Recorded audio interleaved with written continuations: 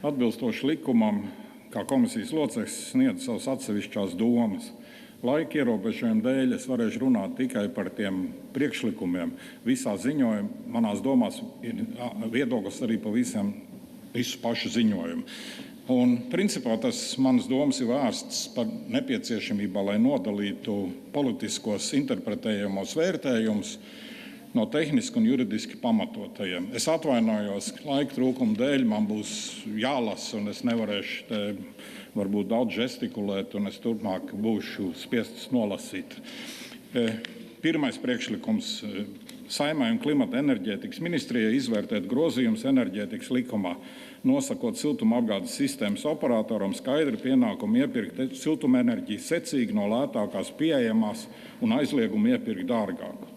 Centralizētā siltumapgāde ir kompleksa inženiertehniska sistēma, kas balstās uz līdzsvaru starp ekonomiskiem, tehniskiem un drošības apsvērumiem.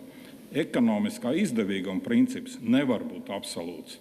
Tas piemērams tik tālu, cik tā tas neskar sistēmas drošību, tehnisko stabilitāti un nepārtrauktu pakalpojumu nodrošināšanu. Otrais priekšlikums. Klimata un enerģētikas ministrijai un Saeimai izvērtēt obligātu pienākumu Latvenergo strādāt koģenerācijas režīmā, kad TEC darbojās elektroenerģijas ražošanai un centralizētā siltumapgādē pastāv pieprasījums, lai novērstu lietderīgu izmantojumu siltuma risku un jāatgriež saņemtais valsts atbalsts. Šis priekšlikums par obligātu pienākumu Latvenergo TEC darbību vienmēr nodrošināt koģenerācijas režīmā, ja pastāv siltumapgādes pieprasījums, nav savienojums ar elektroenerģijas un siltumapgādes sistēmas operatīvās vadības principiem, reģionālā tirgu, Nord Pool un valsts energodrošības prasībām. TEC darbība tiek noteikti balstoties uz tirgus situāciju, sistēmas balansēšanas vajadzībām un tehniskiem ierobežojumiem. Normatīvi noteikts pienākums vienmēr nodrošināt koģenerācijas režīmu var samazināt sistēmas elastību un apdraudēt elektroapgādes jaudas pieejamību kritiskos brīžos. Trešais komisijas ierosinājums priekšlikums. Sabiedrisko pakalpojumu regulēšanas komisijai pārskatīt koģenerācijas tarifu metodiku atbilstoši esošam tirgum, nodalīt koģenerācijas siltumu cenu noteikšanu no ūdens sildāmā katla līdzība un izstrādāt vadlīnijas atlikumu siltuma izmaksu attiecināšanai uz tarifiem, kā arī aktīvi izmantot likumā paredzētās tiesības lietotāju interešu aizstāvībai. SPRK ir neatkarīga institūcija, kuras rīcību nosaka likums. Metodikas pārskatīšana, protams, ir regulātora kompetence, taču tā jābalstās uz detalizētu tirgus analīzi un tehnisko pamatojumu. Koģenerācijas siltuma cenas nodalīšana no ūdens sildāmā katla izmaksu līdzības ir konceptuāli apsverama. Taču jāņem vērā, ka koģenerācijas izmaksu struktūra ir cieši saistīta ar elektroenerģijas tirgus dinamiku. Atlikumu siltuma izmaksu attiecināšana vadlīnijas varētu veicināt caurspīdīgumu, taču tām jābūt balstītām uz skaidri definētiem tehniskiem kritērijiem, nevis politiskiem uzstādījumiem. Ceturtais ierosinājums. Rīgas siltumam pilnībā nodrošināt ekonomiskā pakāpeniskuma principu un konkurenci iepirkumā, atkārtot izvērtēt SIA Rīgas bioenerģiju integrāciju, pārskatīt ārpakalpojumu praksi atbilstoši publiskas personas finansu līdzekļu un mantas izšķērdēšanas novēršanas likumam un nodrošināt bezsaimnieka tīklu uzskaitu un atjaunošanu.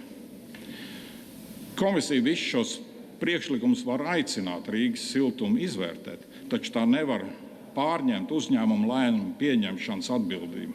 Komisijas prasība nodrošināt pilnīgi pārēju uz tikai ļoti īsu termiņu tirgiem ar palielinātu cenu svārstīgumu un samazināt piegāžu prognozējumiem, kas krīzes un augsts pieprasījuma apstākļos var negatīvi ietekmēt patērētāju izmaksas un sistēmas drošību. Mehāniska Rīgas bioenerģijas integrācijas pieprasīšana bez detalizēta ekonomiska un juridiska ietekmes izvērtējuma var radīt papildus administratīvās izmaksas, samazināt līdz šim sasniegto operacionālo elastību. Bezsaimnieku tīkla neiekļaušana tarifā līdz īpašumtiesību sakārtošanai ir pamatota, jo patērētāji nemaksā par aktīviem, kas juridiski nepieder operatoram. 5. Latvenergo un ekonomikas ministrijai nodrošināt TEC atlikumu siltumu pilnvērtīgu nodošanu sistēmā un regulāru ziņošanu par izvadīto apjomu. Priekšsēdētājs jau šo minēja. Akcijas sabiedrības Latvenergo tehnoloģiskie dati par staciju darbības režīmam ir pieejami uzraugošām institūcijām.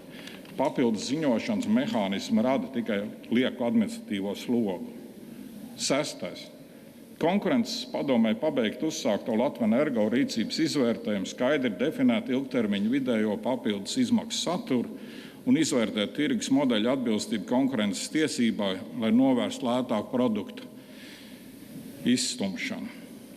Konkurences padome arī ir neatkarīga iestāde, kas tirgus uzraudzību un izmeklēšanu veic saskaņā ar konkurences likumu, nevis Saeimas komisijas politiskiem uzstādījumiem. Tādēļ komisija var tikai aicināt konkurences padomu turpināt uzsākto Latvenergo rīcības izvērtējumu, tostarp, ja nepieciešams, precizēt ilgtermiņa vidējo papildu izmaksu saturu un analizēt tirgus modeļu atbilstību konkurences tiesību prasībām, īpaši attiecībā uz iespējami lētākā produkta izstumšanas risku no tirgus.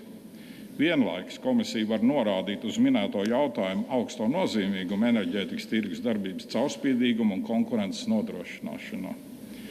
7.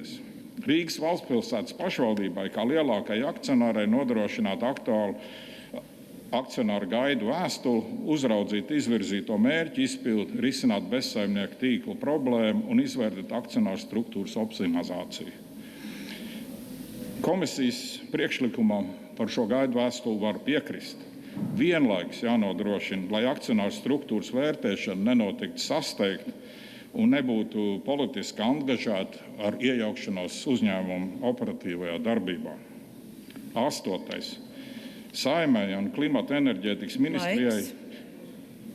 Labi, nevarēšu nolasīt visu. Beigās es gribu pateikt paldies komisijas priekšsēdētājiem, kolēģiem un par ieguldīto darbu un ceru, ka šis komisijas veiktais darbs veicinās mērķtiecīgāk, konstruktīvāku siltumapgādes politikas jautājumu. Lūdzu iepazīties ar visu ziņojumu, jo laika trūkuma dēļ nevarēju. Tiešām laiks. Paldies!